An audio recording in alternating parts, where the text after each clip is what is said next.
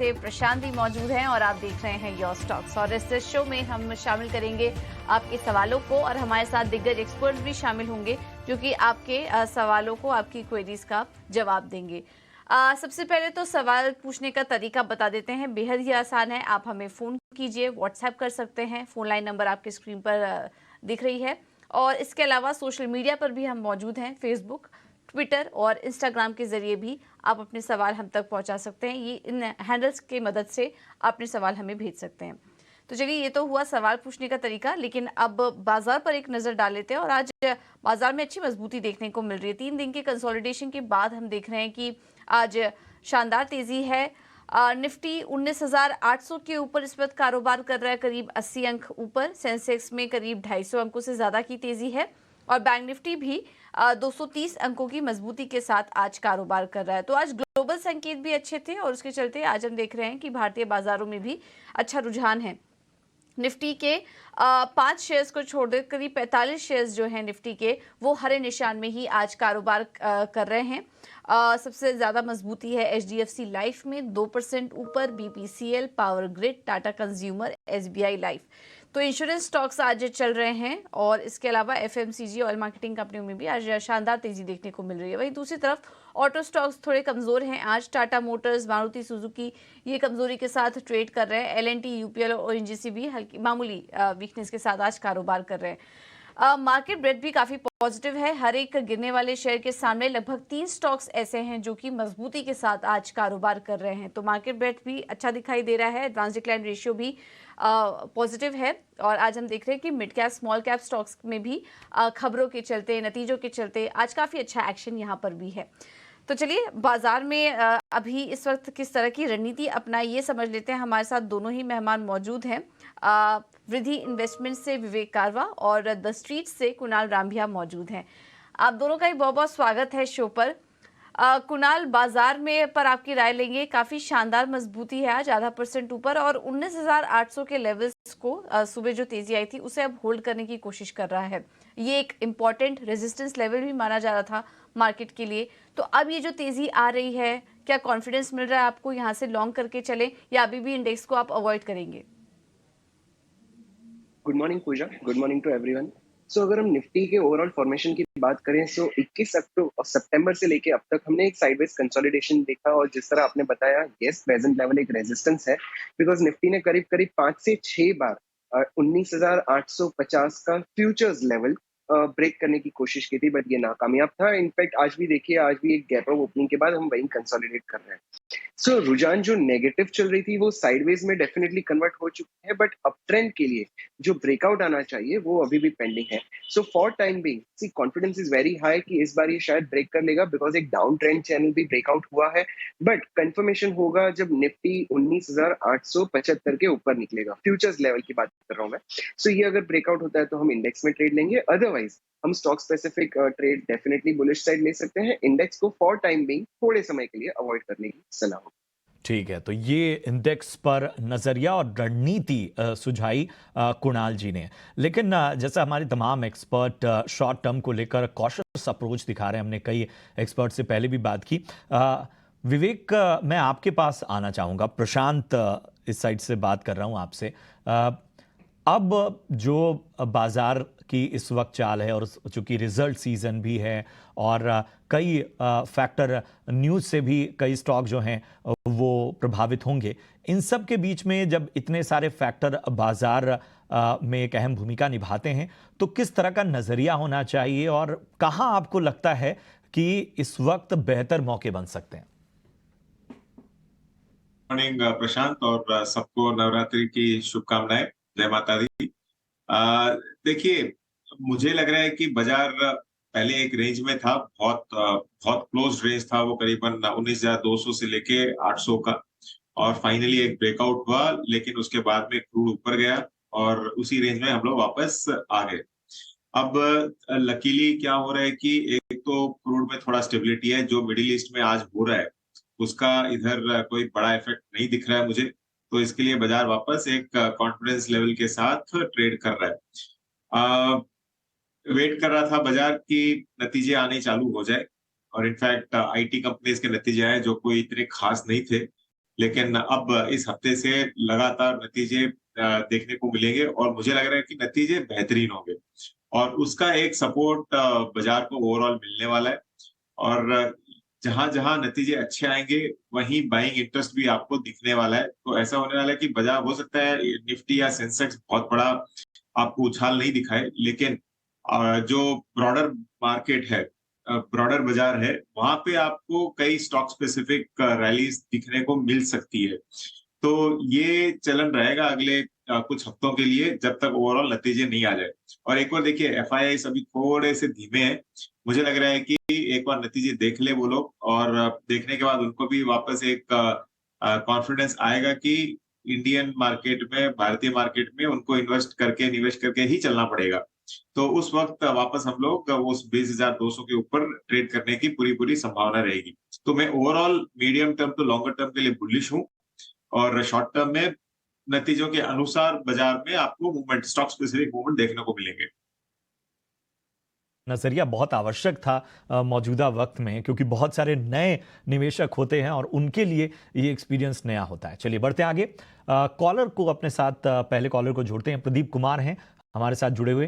प्रदीप जी नमस्कार। पहले तो ये बताइए आप कहाँ से बातचीत कर रहे हैं और पूछिए उसके बाद अपना सवाल।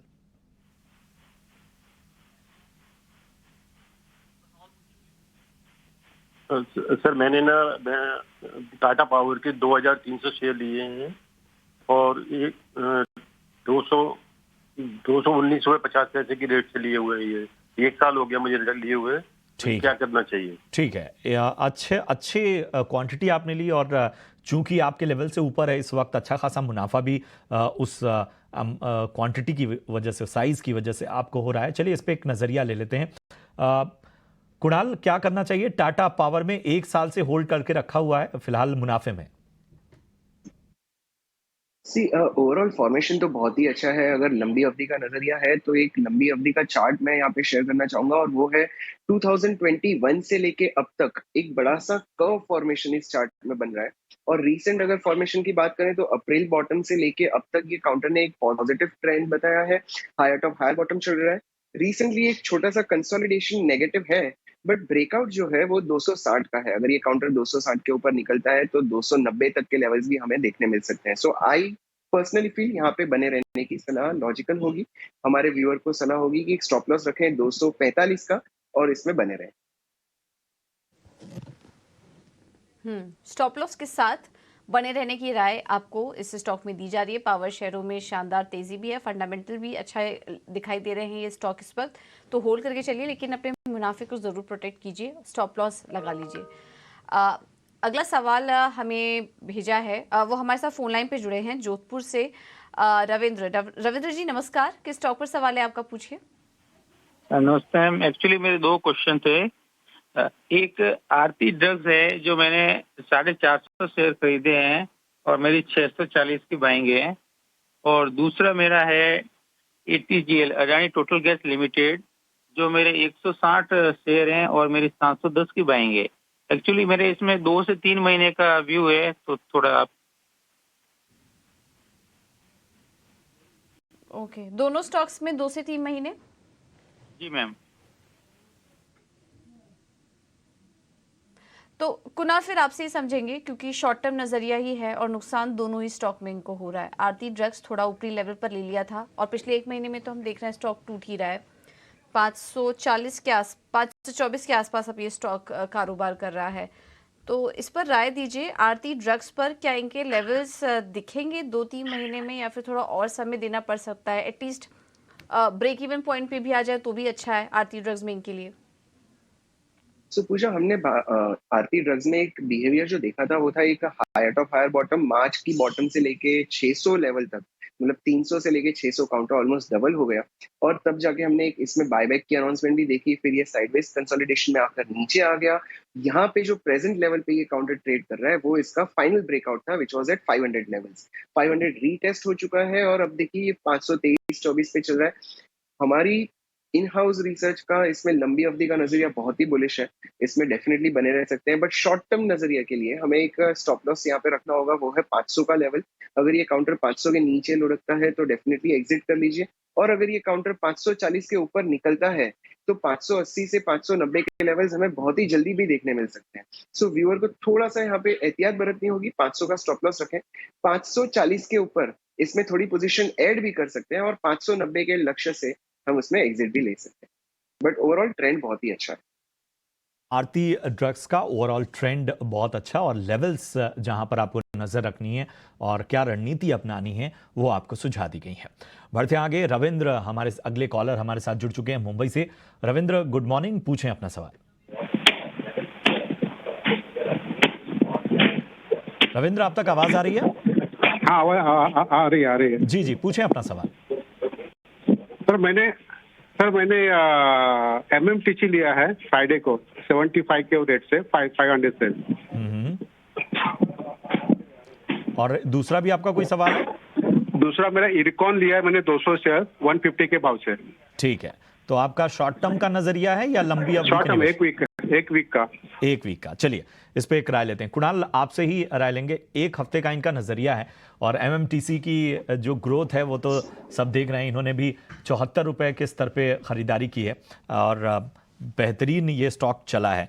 आज भी हम देख रहे हैं कि 4.5% से ऊपर इस वक्त ये स्टॉक है। क्या नजरिया होगा अगर एक हफ्ते के नजरिए से देखें? पहले जरा MMTC पे राय दीजिए। टू बी वेरी ऑनेस्ट, देखिए इस काउंटर में जो हमने रैली देखी 4 दिनों में, काउंटर 57, 58 से सीधा 87 पहुंच गया है। ट्रेंड तो डेफिनेटली बरकरार है, स्ट्रांग ही चल रहा है, बट बिकॉज हमारे व्यूअर का एक शॉर्ट टर्म का नजरिया है, that is of only 1 week, एक ट्रेलिंग स्टॉप लॉस लगा दीजिए, और वो है 80 रुपीज का। 80 रुपीज के नीचे निकलता है तो काउंटर में से एग्जिट कर लीजिए, और जैसे जैसे काउंटर चलते जाता है एक ट्रेलिंग स्टॉप लॉस लगा दीजिए। सी, ये सजेस्ट करना from a 1 week perspective is very difficult, because trend तो डेफिनेटली पॉजिटिव है, हमें नहीं पता ये कहाँ जाके रुकेगा। But at the same time एक छोटी सी गिरावट भी आती है तो हमें एग्जिट लेनी बहुत जरूरी बनेगी। सो एक एज ऑफ नाउ एक स्टॉप लॉस लगा दीजिए 80 लेवल्स का। अगर ये काउंटर आज के दिन फिर से एक नया हाई बनाता है तो ट्रेलिंग स्टॉप लॉस लगा दीजिए 84 का, और इसे होल्ड करिए, और जब भी वो ट्रिगर होता है तो एक बार एग्जिट कर लीजिए। अदरवाइज आपके टाइम के अनुसार आप एग्जिट ले सकते हैं, बट ट्रेंड डेफिनेटली बहुत ही बुलिश है। एक और इनका सवाल है इरकॉन इंटरनेशनल पे, और आज तो हम देख रहे हैं कि रेलवे स्टॉक में किस तरह की तेजी है। इरकॉन में क्या राय होगी? 150 रुपए पे खरीदा इन्होंने, इस पे भी एक हफ्ते का ही नजरिया चाहते हैं। अगेन कर्व फॉर्मेशन है इरकॉन में। हमने प्रीवियस हाई जो देखा था वो करीब 175 का देखा था। आज काउंटर फिर से अपनी बुलिश ट्रेंड में है, और एक कर्व फॉर्मेशन का जो टारगेट बनता है वो प्रीवियस हाई बनता है। सो 175 के लक्ष्य से डेफिनेटली एक वीक के लिए रुक सकते हैं।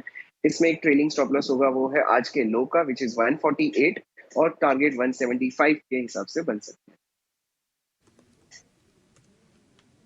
ठीक है, तो ये है राय दोनों ही स्टॉक्स पर। काफी अच्छे लेवल पर एंट्री की, और अच्छा मुनाफा भी इन्हें हो रहा है, तो दोनों स्टॉक्स में भी आप खुल करके चल सकते हैं। को जोड़ते हैं अपने साथ। मनोज गुप्ता जी हैं जयपुर राजस्थान से।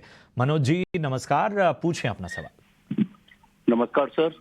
एक्चुअली मेरे पास 10,000 सुजलॉन एनर्जी के शेयर हैं एट द प्राइस ऑफ 13 रुपी, और AMC HDFC AMC के हैं 200 शेयर 2300 रुपए के।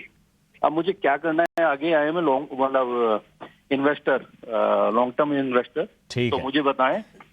पहले तो मनोज जी, सबसे पहले तो आपको बधाई, क्योंकि ये दोनों ही जो क्वालिटी स्टॉक्स हैं जहां पर आपने एंट्री ली है, बहुत ही अच्छे लेवल पे एंट्री ली है, और आपने अच्छा खासा इन्हें समय दिया है, और आज वो ज़बरदस्त मुनाफे में तब्दील होता हुआ वो समय नज़र आ रहा है। चलिए इस पर एक राय ले लेते हैं। विवेक जी, सुजलॉन पे पहले राय दीजिए। 13 रुपए की खरीदे, और आज भी हम देख रहे हैं लगभग 5% ऊपर ये स्टॉक।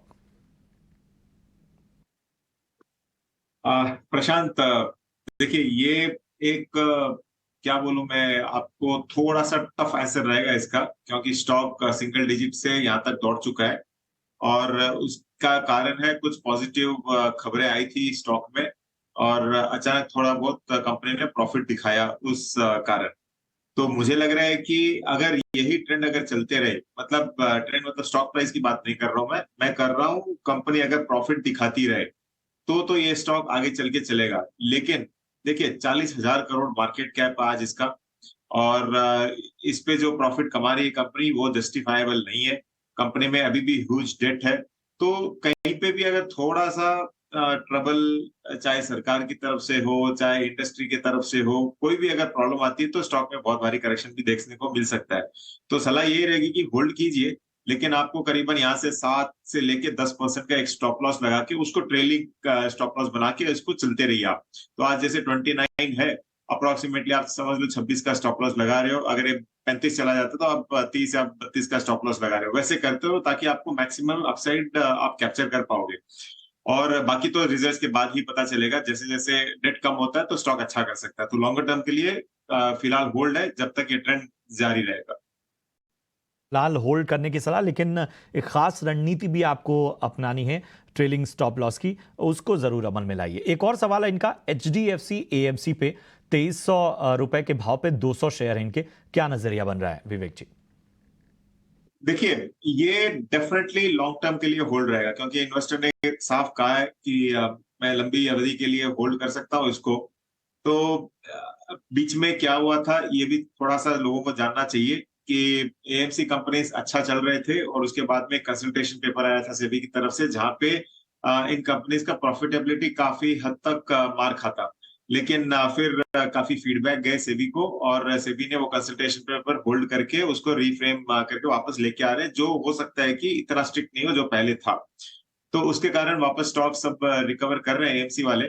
और देखिए इंडस्ट्री भी आज करीबन हम लोग 40-45 लाख करोड़ की बात कर रहे हैं, और लेकिन एक और रिसर्च है कि 2030 तक ये 1 लाख करोड़ हो जाएगा, जो AUM AMC इंडस्ट्री का है, म्यूचुअल फंड्स का। तो यहाँ से म्यूचुअल फंड इंडस्ट्री ग्रो ही करने वाली है प्रशांत जी। आप अगर डायरेक्ट इनडायरेक्ट जितने भी देखो इन्वेस्टर्स आज मार्केट में, चाहे वो म्यूचुअल फंड्स की तरह हो या फिर डायरेक्ट इक्विटी की तरफ से हो, करीबन 8 से 10% पॉपुलेशन ही अपनी जो जनसंख्या है वो आज निवेश कर रही है। तो ये संख्या आगे चल के बढ़ने ही वाली है, ये घटने वाली नहीं है। तो जैसे जैसे ये संख्या बढ़ती है, मैनेज्ड फंड्स पे जोर काफी आएगा, और मुझे लगता है कि AMC ओवरऑल इंडस्ट्री काम करने वाली है। तो HDFC AMC एक अच्छा बेट है लॉन्गर टर्म के लिए, डेफिनेटली आपको होल्ड करना चाहिए। ठीक है, तो लॉन्ग टर्म के लिए अच्छा बेट है HDFC AMC, होल्ड करने की सलाह। व्हाट्सएप पर सवाल आया है सतीश जी का, और इनका सवाल है एशियन पेंट्स पर 35 शेयर्स इन्होंने 3144 पे लिया हुआ है। हाल फिलहाल की खरीद लग रही है, लेकिन पिछले कुछ समय से हम देख रहे हैं स्टॉक में उतार चढ़ाव बना हुआ है। अगर एक महीने का कुछ चार्ट देखें तो वैसे तो डाउन ट्रेंड में ही है ये स्टॉक, लगातार टूट रहा है, क्योंकि कच्चे तेल में भी जो उतार चढ़ाव है उसका भी असर हम इस स्टॉक में देख रहे हैं। तो इस हिसाब से मूवमेंट है। बट कुणाल क्या करें, ज़्यादा नुकसान नहीं हो रहा है इनको इस स्टॉक में, इनकी खरीदारी के पास ही है ये स्टॉक, इस पर ट्रेड कर रहा है। बट एशियन पेंट्स में क्या करें, क्या कुछ स्टॉप लॉस भी इनको सुझाएंगे आप? पूजा, इस काउंटर में overall momentum is completely lost. If you look at the high somewhere in the mid of July, तब से लेके ये काउंटर नीचे ही चल रहा है। 3550 के लेवल से 3120 तक आ चुका है। और शॉर्ट टर्म का नजरिया है तो इसलिए मैं ये 3-4 महीने के चार्ट्स की बात कर रहा हूँ, तो ये ट्रेंड तो डेफिनेटली नेगेटिव है जिस तरह आपने बताया। इनफैक्ट इसमें स्टॉप लॉस भी रखना कोई लॉजिकल नहीं बनेगा, बिकॉज प्रीवियस बॉटम पे भी ये काउंटर कोई बड़ी सी रिएक्शन नहीं दिखा रहा है। So for time being I would suggest कि एक बार एग्जिट ले लें। अगर ये काउंटर फिर से 3200 के ऊपर निकलता है तो एक बार रिविजिट करें, शायद वहां पे एक मोमेंटम पिकअप हो सकता है। हम कुछ नया लेवल भी सजेस्ट कर सकते हैं, कोई ट्रेडिंग पैटर्न भी सजेस्ट कर सकते हैं, बट फॉर टाइम बिंग जितना हो सके उतना जल्दी इस काउंटर से एक बार एग्जिट ले लीजिए। तो यहाँ पर आपको जो है वो बेहतर रणनीति सुझाई जा रही है, उस पर अमल कीजिए। बढ़ते हैं आगे। रोशन है मुंबई से और ट्विटर के जरिए अपना सवाल हम तक पहुंचाया है। डेल्टा कॉर्प के 600 शेयर लिए हैं इन्होंने और 350 रुपए के भाव पे इन्होंने ये स्टॉक परचेज किया है। काफ़ी ऊपरी स्तरों पर ये स्टॉक इन्होंने लिया हुआ है और इस वजह से नुकसान काफ़ी होता हुआ। कुणाल ज़रा बताएं डेल्टा कॉर्प में क्या करना चाहिए? 350 रुपए की खरीदी। इसमें जो फंडामेंटल डेवलपमेंट्स हैं वो तो हमें सभी पता है, लेकिन अगर मैं टेक्निक की बात करूं, टेक्निकल चार्ट्स पे टेक्निक की बात करूं, तो जो हम जनरली 2 से 3 पैनिक बॉटम देखते हैं काउंटर में, इस काउंटर में तीसरी पैनिक बॉटम हमने कल देखी।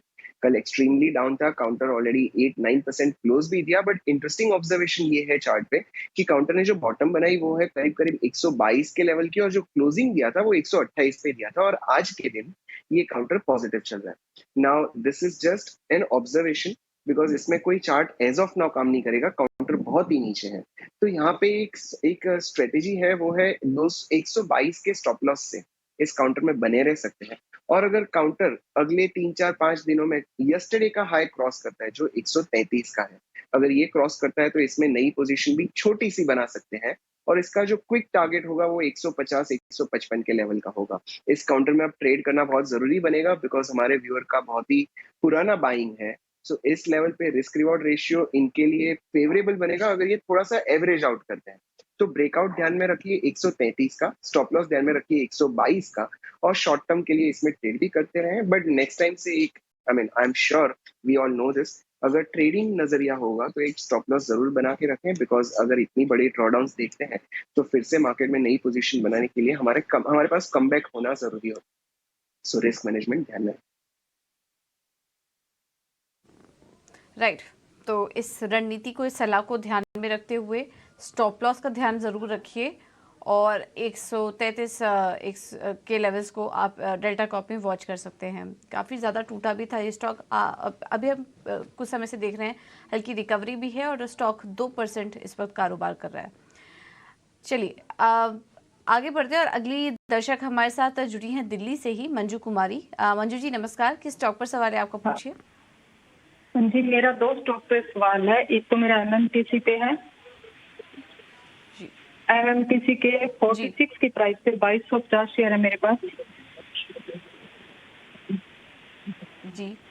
और दूसरा है जैन इरिगेशन जो 50 की प्राइस पे 7000 है। प्राइस एक बार फिर से बताएंगी जैन इरिगेशन का? 50 50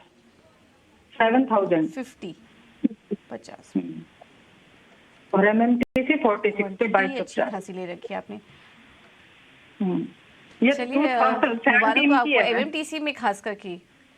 जी जी बिल्कुल। निवेशक हैं आप मंजू जी, और दोनों ही स्टॉक सिलेक्शन आपके अच्छे, कॉन्ग्रेचुलेशन उसके लिए। एमएमटीसी में भी देखिए हाल फिलहाल में जितने भी हमें कॉलर आ रहे हैं, सरकारी कंपनियों पर काफ़ी ज़्यादा राय ली जा रही है, स्पेशली एमएमटीसी के लिए। देखिए काफ़ी सारे दर्शकों के सवाल है। अभी थोड़ी देर पहले एक और दर्शक हमारे साथ जुड़े थे जिन्होंने इसमें खरीदारी की हुई थी और उन्हें भी मुनाफा हो रहा था। तो अब जानना चाह रहे हैं दर्शक हमारे कि इन स्तरों पर क्या करें। थोड़ी देर पहले वैसे टेक्निकल राय दे चुके हैं हम एमएमटीसी पे, एक बार इसका फंडामेंटल भी समझ लेते हैं यहाँ से। विवेक जी क्या सलाह देंगे? एमएमटीसी थोड़े और समय के लिए इन्हें रुकना चाहिए? 46 की इनकी खरीद है और अब तो 86 पर ये स्टॉक आ चुका है, आज भी मजबूत है ये शेयर, तो अभी भी और तेजी के लिए इन्हें रुकना चाहिए एमएमटीसी में? पूजा, मैं जो कुणाल जी ने रिकमेंडेशन दिया था उसके साथ पूरा जाना चाहूंगा कि इसको अभी फिलहाल तो होल्ड करो क्योंकि स्टॉक मोमेंटम में है। लेकिन आप फंडामेंटल आप मुझे पूछो तो एमएमटीसी में इतना कोई कुछ खास फिलहाल तो दिखता नहीं है, लेकिन हाँ स्टॉक मोमेंटम में, इसके लिए आप स्टॉप लॉस लगा के इस पे होल्ड करिए, यही सलाह रहेगी। मैंने इस कंपनी को कई सालों से देखा है, तो कोई कॉन्फिडेंस नहीं है मुझे तो। ठीक है, तो फिलहाल मोमेंटम में है, इस मोमेंटम को आप प्ले कर सकते हैं और आप बने रहिए फिलहाल इस शेयर में, लेकिन बीच बीच में रिव्यू जरूर करते रहिए क्योंकि विवेक जी ने जैसा कि सलाह दी आपको कि फंडामेंटल इतनी कुछ बड़ी स्टोरी नज़र नहीं आ रही क्योंकि सरकारी कंपनियां चल रही हैं, इस वजह से एमएमटीसी भी उसमें चल रही है। आगे कुछ बड़े डेवलपमेंट हो सकते हैं कंपनी के साथ, लेकिन वॉच करते रहिए अपने निवेश को। विवेक जी दूसरा सवाल इनका जैन इरिगेशन पर था और यहाँ पर भी ये लॉन्ग टर्म निवेशक है, 2017 से होल्ड की हुई हैं। प्राइस वाइज ज़्यादा मूवमेंट तो नहीं आया, लेकिन क्योंकि 7000 शेयर्स हैं इनके पास, क्वांटिटी काफ़ी ज़्यादा ले रखी थी इन्होंने, इस वजह से मुनाफा भी अच्छा है। 50 रुपये पे लिया था, अब 66 पे आ चुका है ये स्टॉक। क्या करें, अभी भी इसमें भी बने रहे मौके हैं जैन इरिगेशन में और तेज़ी के लिए? देखिए पूजा, एक ये है कि बाजार में आप अगर अच्छी कंपनी में निवेश करो जहां पे फंडामेंटल्स अच्छे हैं और कंपनी कमा रही है, तो वो आपको स्टॉक यहाँ से मल्टी बैगर बन के दिखा सकता है। अब आप अगर समझ लो 50 रुपए में लिया हो 2017 में और आज 2023 में, मैं बोल रहा हूँ कोई भी एक साधारण सा म्यूचुअल फंड भी आप लेते ना तो आपका पैसा आज के दिन डबल हो जाता। तो मतलब 50 का आपको 100 मिलता है, यहाँ पे आपको 66 ही मिल रहा है। जैन इरिगेशन को जब मैंने करियर स्टार्ट किया था, मैं मार्केट में घुसा था करीबन 2001 में, तो आज 22 साल हो गए। 22 साल से मैं जैन इरिगेशन को देख रहा हूँ। ये 3, 4, 5% से ज्यादा अपने कैपिटल पे कभी नहीं कमाती है, या तो कमाती है तो 3-4% कमाती है, या फिर नुकसान ही करती है। तो जो कंपनी आप किसी को कमा के नहीं दिया इतने सालों से, मतलब 22 सालों की बात कर रहा हूँ, 1-2 साल की भी नहीं बात कर रहा हूँ, 22 सालों से जो कंपनी नहीं कमा के दे रही है, आप अगर समझते हो कि मैं इतनी लकी हूँ कि मुझे तो ये कमा के देगी, तो आप राम भरोसे हो। मेरे हिसाब से तो आपको निकल जाना चाहिए इससे। जैसे मैंने कहा, आप साधारण से म्यूचुअल फंड में भी आप 2017 में लगाते ना, आपका पैसा यहाँ से डबल से ज्यादा होता। तो आप इनफैक्ट यहाँ पे नुकसान कर रहे हो, मतलब रिलेटिवली प्रॉफिट है, लेकिन आप अगर सीएजीआर लगाओ तो इनफैक्ट आप नुकसान में।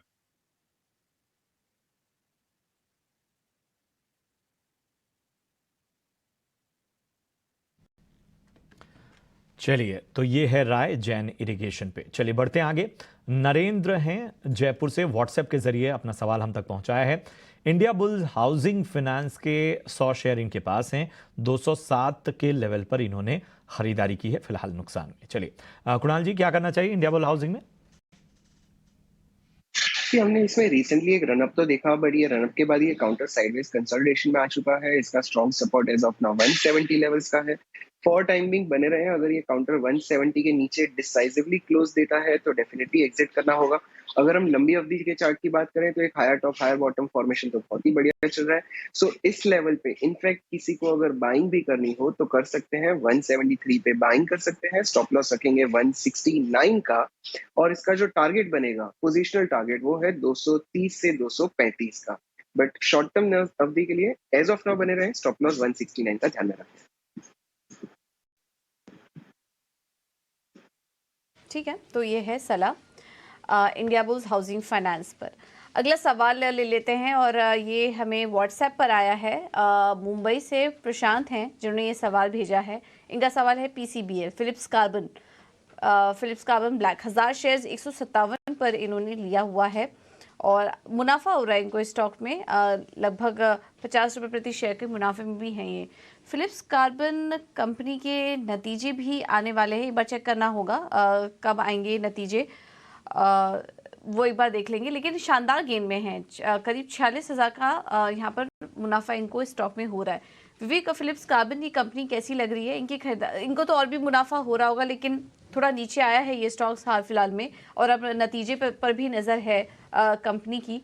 तो कंपनी कैसी लग रही है आपको ओवरऑल, और क्या करने की सलाह देंगे?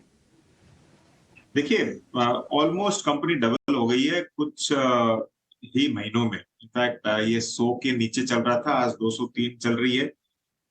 मुझे लग रहा है कि जितना ये प्रॉफिट कमाती है उससे ज्यादा तेजी से इसका स्टॉक प्राइस दौड़ चुका है। फिर भी मेरी सलाह एक होल्ड की रहेगी। थोड़ा सा स्टॉप लॉस लगा लो आप यहाँ से 4-5% का, और इसको होल्ड कीजिए। क्यों? क्योंकि टायर इंडस्ट्री अच्छी कर रही है। अब ये कंपनी सप्लाई करती है carbon black mainly tyre industry को, और आज आप देख लीजिए सीएट कैसे चल रहा है, जेके टायर कैसे चल रहा है। ये सारा का सारा जो भी टायर स्पेस है, जब तक ये चलता रहेगा, इसकी एक ऑटो एंसिलरी टाइप, ये समझ लीजिए टायर एंसिलरी कंपनी है ये, तो ये भी चलेगी। तो मुझे लग रहा है कि आपको होल्ड करना चाहिए एक स्टॉप लॉस लगा के। ओवरऑल फंडामेंटली अच्छी कंपनी है, मैनेजमेंट अच्छा है इसका, आरपीजी ग्रुप कंपनी की है ये, और ओवरऑल तो होल्ड रहेगा। PCBL पे बढ़ते आगे। अंशु यादव हैं ट्विटर के जरिए, इन्होंने अपना सवाल हम तक पहुंचाया है। उत्कर्ष फाइनेंस बैंक के 1250 शेयर हैं, 1250 शेयर इनके पास हैं, 55 रुपए के आसपास इनकी खरीदी है, इनके भाव के आसपास ही है, थोड़ा सा इनको नुकसान यहाँ पर होता हुआ। चलिए इस पर एक राय ले लेते हैं। कुणाल जी, क्या करना चाहिए उत्कर्ष में? इस काउंटर में हमने ऑल टाइम हाई जो देखा था वो 55 के लेवल के ब्रेकआउट के बाद ही देखा था। इनफैक्ट 55 के बाद ये काउंटर आई थिंक 61, 62 तक गया, फिर से वही लेवल आके रुका हुआ है। So in technicals we call it as retesting of the breakout zone. So 55 पे चल रहा है, डेफिनेटली बने रह सकते हैं। इसमें जो स्टॉप लॉस होगा वो है 52 का। अगर ये 52 के नीचे निकलता है तो शॉर्ट टर्म अवधि के लिए हम डेफिनेटली एग्जिट करेंगे। अदरवाइज यहाँ से मोमेंटम शुरू होने की पूरी संभावना है। बट अगेन जस्ट एक ध्यान में रखना बहुत जरूरी है कि इन सब काउंटर्स में जो एक ट्रेंड इमर्ज करते हैं, हमें उसमें करेक्शन में बाय करना चाहिए, ना कि ब्रेकआउट पे। बट डेफिनेटली यहाँ पे होल्ड कर सकते हैं और स्टॉप लॉस 52 का लगा के रखें। तो ये है नजरिया उत्कर्ष स्मॉल फाइनेंस बैंक पे। फिलहाल अपना सवाल भेजा है। इनका सवाल है ल्यूपिन पर 150 शेयर्स इन्होंने 840 पर लिया हुआ है ल्यूपिन को, और अच्छा मुनाफा हो रहा है। यहाँ पर ल्यूपिन में इन्होंने काफ़ी अच्छे लेवल पर एंट्री भी की थी, जिस वजह से इनको अच्छा गेन हो रहा है। हाल फिलहाल में हमने देखा फार्मा स्टॉक्स में अच्छी तेज़ी भी आई थी और उस समय इन्होंने एंट्री की है, अच्छा गेन है। 56,000 के आसपास का मुनाफा इनको स्टॉक में हो रहा है। ल्यूपिन पर कुणाल आप क्या सलाह देंगे? अभी भी बने रहें और तेज़ी के लिए, या फिर मुनाफा लेके निकल जाएं स्टॉक से? पूजा, इन्होंने जो ब्रेकआउट लेवल पे बाय किया है, इनफैक्ट 830 835 पे मैसिव ब्रेकआउट था वीकली चार्ट पे करीब जून 2023 में। तब definitely that was a perfect time to enter. इन्होंने बहुत ही अच्छी रैली कैप्चर की है। अब चार्ट पे सिर्फ ऑब्जर्वेशन ये आ रहा है कि काउंटर अपने प्रीवियस स्विंग हाई पे पहुंच रहा है, जो मई 2021 का हाई था 1260 1265। एज ऑफ नाउ 1213 पे चल रहा है। शायद शॉर्ट टर्म के लिए 1265 का लेवल एक रेजिस्टेंस बन के चल सकता है, बट ये काउंटर अगर 1265 के ऊपर निकलता है तो इसकी लंबी अवधि का टारगेट बन रहा है करीब 1500 लेवल का। सो फॉर टाइम बिंग डेफिनेटली बने रहे और एक ट्रेलिंग स्टॉप लॉस लगा दीजिए, बिकॉज अगर ये 1265 पे रुकता है तो शायद 1 से 1.5 महीने तक कंसोलिडेट करने के फिर उसके बाद ब्रेकआउट देगा। सो एक ट्रेलिंग स्टॉप लॉस लगा दीजिए जो है 1130 का, और इस पोजीशन में डेफिनेटली बने रहे लंबी अवधि के लिए। ये काउंटर फॉर्मेशन वाइज बहुत ही बुलिश है। अवधि के लिए बने रहने की सलाह। अगले जो हमारे दर्शक हैं सूरत से हैं, दीपक नाम है उनका, इंस्टाग्राम के जरिए सवाल भेजे हैं। HBL पावर के इनके पास 2500 शेयर हैं, 10 रुपए के लेवल पर इन्होंने एंट्री की है और अच्छा खासा इनको यहाँ पर मुनाफा होता हुआ आप देख सकते हैं। चलिए इस पर एक राय लेते हैं और समझने की कोशिश करते हैं कि आखिर आगे का नजरिया क्या बनेगा। विवेक जी, जबरदस्त मुनाफा, 10 रुपए की खरीद है HBL पावर। देखिए प्रशांत, अगर आप इक्विटी रिटर्न इसका देखो, मतलब रिटर्न ऑन इक्विटी कंपनी का, तो करीबन पिछले 3 साल में 8% है और स्टॉक आपको ऑलमोस्ट 150% दौड़ा हुआ है। कंपनी बढ़िया थी, ऑलमोस्ट डेट फ्री थी, पावर सेक्टर में जोर चल रहा है बाजार में, इसके लिए कंपनी ने अच्छा किया। लेकिन मुझे लग रहा है कि इन वैल्यूएशंस पे कॉस्टली है, बहुत बहुत कॉस्टली है। करीबन 63-64 की पी पे ये चल रहा है। तो हो सकता है कि अगले कुछ महीने ये एक रेंज के अंदर ट्रेड करे और ज्यादा अपवर्ड मूवमेंट नहीं दिखाए। तो मेरी तो ये सलाह रहेगी, जैसे जैसे यहाँ से और वापस आपको रिकवरी दिखाता है स्टॉक, आपको धीरे धीरे प्रॉफिट ही करना है। एक SIP मोड में आप प्रॉफिट कीजिए, वो एक बेटर स्ट्रेटेजी रहेगी, क्योंकि स्टॉक महंगा है।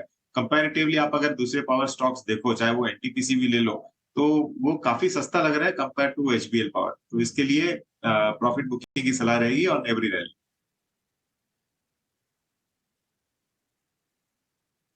HBL पावर इस स्टॉक में उतार चढ़ाव भी इन्होंने काफ़ी देखा होगा, आई एम श्योर, लेकिन पेशेंस के साथ रुके रहे HBL पावर में और काफ़ी अच्छी तेज़ी इन्होंने देखी है, तो उसके लिए तो कॉन्ग्रेचुलेशंस।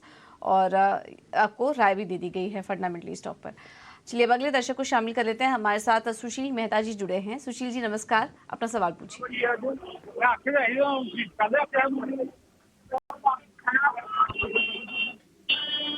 हाँ जी सुशील जी, आपकी आवाज नहीं आ रही है ठीक से। हाँ जी, आपका सवाल पूछिए। आज मेरे पास 400 शेयर है HDFC बैंक के। हेलो, मेरे पास HDFC बैंक के 400 शेयर हैं। जी जी, तो मैंने वो लिए हुए, समझ लो 10-15 ये किस लेवल पे लिया था आपने सुशील जी? हाँ जी, बड़े बड़े पुराने, मेरे पास 20 ये कब लिया था आपने? रेट बड़ा पुराना, मतलब 20 साल हो गए लिए मुझे। अच्छा, तो 10 रुपए समझ लो, 10-15 रेट है ज्यादा। हाँ जी, वो लेवल भी है। मुबारक हो आपको, कॉन्ग्रेचुलेशन सुशील जी। तो आप क्या चाह रहे हैं, क्या जानना चाह रहे हैं स्टॉक में? मैं जानना क्या करूँ स्टॉक में? आप कहते हैं कभी डाउन हो रहा है, कभी बैंक कम हो रहा है, कभी ज्यादा, इसलिए पूछ रहा हूँ। यही है, कुछ बेच दूं या रखूं? वैसे तो कोई दिक्कत वाली बात नहीं है, बहुत ही बेहतरीन कंपनी। जी जी सुशील जी, बहुत ही बेहतरीन कंपनी का चुनाव था ये।